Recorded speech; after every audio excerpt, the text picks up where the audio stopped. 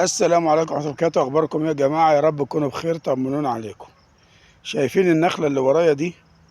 أنا واقف بس يعني مخليها خلفية ليا عشان الفيديو النهاردة عن موضوع عمي وخالي وقرايبي وقرايبك والدنيا.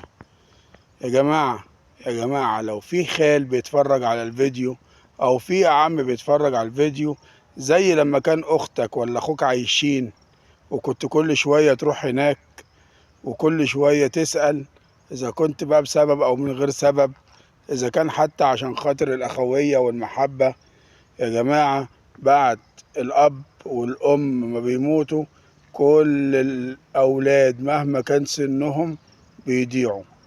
مش بيضيعوا إن هو بينحرفوا، مش بيضيعوا اللي هم بيحصل لهم حاجة، لا، بيضيعوا ما بيلاقوش الدنيا. يعني في وقت كده بيبقى متكلين على ابوهم وامهم.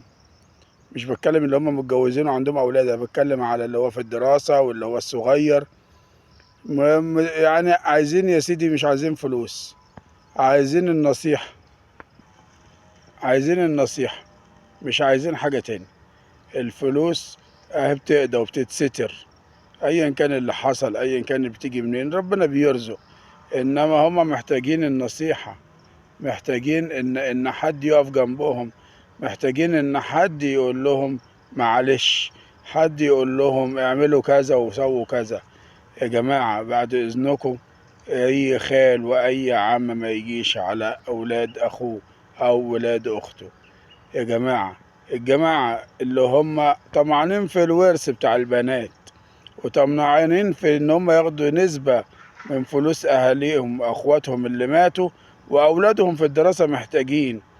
كل واحد له ربنا، كل واحد هيجيله وقت وهينضام، وهيجيله وقت وكل اللي خده ده يروح منه، مش هينفعه بحاجة. يا جماعة، كل عم وكل خال أخد ورث من عيال أخوه أو خد حقهم وما سألش فيهم وظلمهم، هيقعد له. كل واحد سامع الفيديو ده، حتى لو الولد نفسه او البنت، ما تبصش لعمك ولا لخالك، محدش هينفع حد ومحدش هيقف مع حد. حقيقي الكلام ده كله مش اول مرة تحصل ولا اخر مرة، ولا قصة واحدة ولا 100 قصة هتكفي على اللي قال. انا عامل جزئية كده على قصص واقعية في القناة، ابقوا خشوا على قوائم التشغيل هتعرفوا وهتشوفوها. اسمعوا القصص واسمعوا اللي بيحصل، ده غير اللي انتوا اصلا عارفينه. فالموضوع كله يعني احنا بنتكلم على الحياة العائلية والشخصية بوجه عام، مش على حد معين.